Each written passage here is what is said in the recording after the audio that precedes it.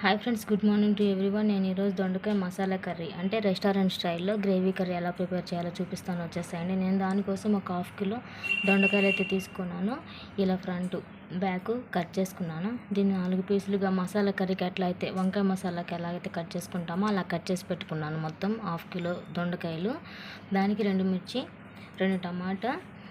Gravy కోసం నేను మళ్ళీ దానిలో దొండకాయల గ్రేవీ కోసం ఒక 2 టీ స్పూన్లు పల్లీలు, 2 టీ స్పూన్లు నువ్వుల ప్లేస్లో గసగసాలను యూజ్ చేసుకోవచ్చు అండి. 2 బిర్యానీ ఆకులు, ఒక హాఫ్ టీ స్పూన్ జీలకర్ర, హాఫ్ టీ స్పూన్ ధనియాలు, 4 ఇలాచి, 4 లవంగ, 2 చెక్క, పచ్చి కొబ్బరి కొంచెం తీసుకున్నానండి. ఎండు కొబ్బరి అయినా తీసుకోవచ్చు, పచ్చి కొబ్బరి అయినా తీసుకోవచ్చు. నేను ఇక్కడ వచ్చేసి ఎండు కొబ్బరి తీసుకున్నాను. కర్రీ ఎలా ప్రిపేర్ చేయాలో చూపిస్తాను. వచ్చేసేయండి. ఇదిగోండి, కొంచెం చింతపండు అయితే తీసుకున్నాను. వాటర్లో నానబెట్టేసాను చింతపండు. ఈ కర్రీని ఎలా ప్రిపేర్ చేయాలో చూపిస్తాను. వచ్చేసేయండి. మీరు చూసారు కదా, నేను ఇట్లా ఒక ప్యాన్ పెట్టుకున్నాను. ప్యాన్లో ఫస్ట్ నేను పల్లీలు వేస్తాను అనమాట. పల్లీలు కొంచెం లైట్గా రోస్ట్ అయిన తర్వాత మిగతా ఇంగ్రీడియంట్స్ వేసుకొని ఫ్రై చేసుకోవాలి. ఫస్ట్ పల్లీలు వేస్తాను, ఎందుకంటే ఇవి కొంచెం లేట్గా వేగుతాయి అన్నమాట. కొంచెం పల్లీలు జస్ట్ లైట్గా కొంచెం వేగిన తర్వాత మిగతా స్పైసెస్ కూడా తీసుకొని ఫ్రై చేసుకోవాలి. చూసారు కదా, పల్లీలు కొంచెం అయితే ఫ్రై అయిపోయినాయి. మిగతా ఇంగ్రీడియంట్స్ అన్నీ కూడా దీనిలో యాడ్ చేసుకుంటాము. మనం తీసుకున్న ఇంగ్రీడియంట్స్ మొత్తం దీనిలో యాడ్ చేశాను. నువ్వులు, పల్లీలు, ఎండు కొబ్బరి, ఇలాచి, చెక్క, లవంగా జస్ట్ ఇలా ఫ్రై చేసుకోవాలి కొంచెం. చూసారు కదా, టేస్ట్ కోసం నేను 4 జీడిపప్పు పలుకులు కూడా యాడ్ చేస్తున్నాను. జీడిపప్పు పలుకులు వేయడం వల్ల టేస్ట్ ఇంకొంచెం బాగుంటుంది. ఇది చూసారు కదండి, మొత్తం రోస్ట్ చేసుకొని పెట్టుకున్నాను. ఫ్రై చేసి పెట్టుకుని వేరే ప్లేట్లోకి ట్రాన్స్ఫర్ చేశాను. తర్వాత అదే ప్యాన్లో కొంచెం ఆయిల్ తీసుకొని దొండకాయలు ఫ్రై చేసుకోవాలి. చూసారు కదా, అదే ప్యాన్లోకి నేను దొండకాయలు వేగటానికి సరిపడినంత ఆయిల్ తీసుకుంటున్నాను. చూసారు కదా, ఆయిల్ తీసుకున్నాను. కొంచెం జస్ట్ వేడెక్కిన తర్వాత దొండకాయలు మొత్తం దానిలోకి వేసి ఫ్రై చేసుకోవాలి. ఇది కూడా చూసారు కదా, దొండకాయలు మొత్తం ప్యాన్లో వేసేసాను. ఇట్లా వాటర్ అంతా బయటకు వచ్చేస్తాయి అన్నమాట. మెత్తగా ఉడికిపోవాలి. 7 నుంచి 8 నిమిషాలు టైం పడుతుంది ఇది ఫ్రై అవ్వడానికి. హైలో పెట్టకుండా, సిమ్లో పెట్టకుండా మీడియం ఫ్లేమ్లో పెట్టి కుక్ చేసుకోవాలి. సిమ్లో పెట్టి అంతగా పర్ఫెక్ట్ కుక్ అవ్వదు, హైలో పెట్టి మాడిపోతే మీడియంలో పెట్టుకొని కుక్ చేసుకోవాలి. ఇట్లా మీడియం ఫ్లేమ్లో పెట్టుకొని కుక్ చేసుకోవాలి. చూసారు కదా, ఇట్లా మీడియంలో పెట్టేసి మూత పెట్టేస్తున్నాను. 7 నుంచి 8 నిమిషాలు టైం అయితే పడుతుంది ఇది కుక్ అవ్వడానికి.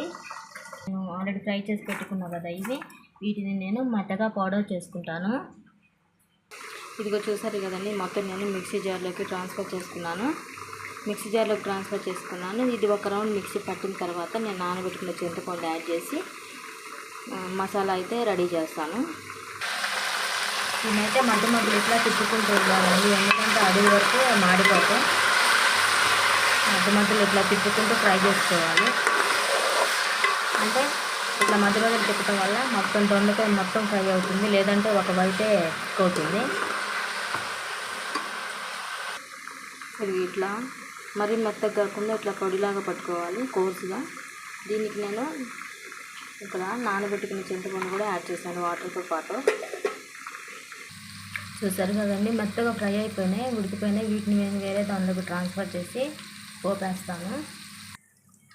దానిలో కొంచెం ఆయిల్ ఉంది, ఇంకొంచెం ఆయిల్ యాడ్ చేసి నేను ముందు కట్ చేసి పెట్టుకున్న ఆనియన్,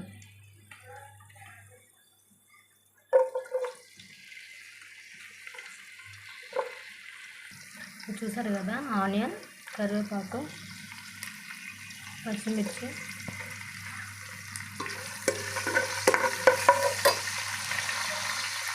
రెండు బిర్యానీ ఆకులు అండి. కొంచెం టేస్ట్ కోసం బిర్యానీ ఆకులు అయితే వేస్తాను.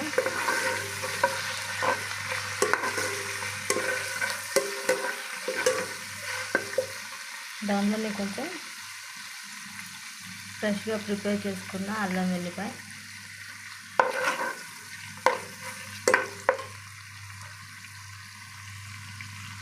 ఇదిగో చూసారు కదా, పోపు అయితే ఆల్మోస్ట్ వేగిపోయింది.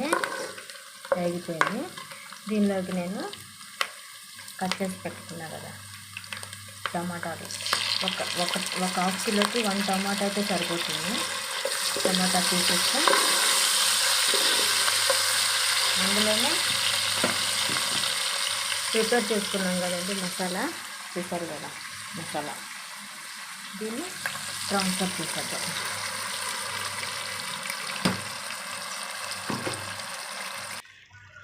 ఇంకా చూసారు కదా, నేను ప్రిపేర్ చేసుకున్న మసాలా అయితే దానిలో వేసాను.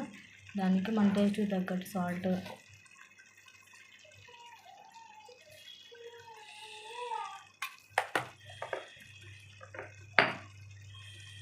పసుపు,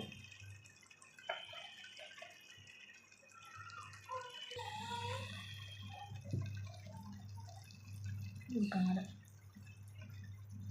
చూసారు కదా, హాఫ్ కిలోకి 2.5 స్పూన్స్ కారం వేస్తున్నాను. 2.5 స్పూన్స్ కారం అయితే సరిపోతుంది. ఎక్కువ కావాలనుకున్న వాళ్ళు వేసుకోవచ్చు. చూసారు కదా, దీనిలోనే మనకి గ్రేవీకి సరిపడినంత వాటర్ కూడా యాడ్ చేసుకోవాలి.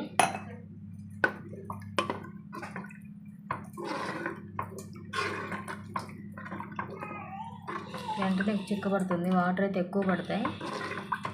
ఒక 2 గ్లాసెస్ వాటర్ అయితే పర్ఫెక్ట్ సరిపోతాయి.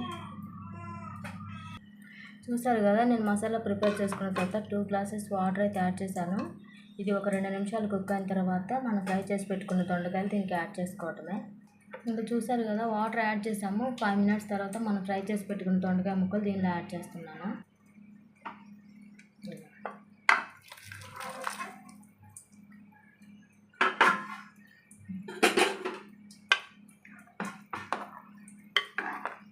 ఇట్లా ఈ దొండకాయలు యాడ్ చేసిన తర్వాత మినిమం 7-8 నిమిషాలు అయితే కుక్ అవడానికి టైం పడుతుంది.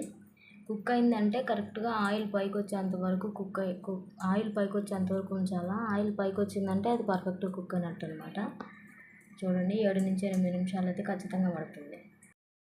సరే కదా, కర్రీ అయితే పర్ఫెక్ట్ కుక్ అయింది. ఎప్పుడైనా కానీ ఆయిల్ పైకి వచ్చేటట్టు కుక్ అవ్వాలి. కుక్ అయింది అంటే ఆయిల్ పైకి వస్తుంది అనమాట, అదే సైను.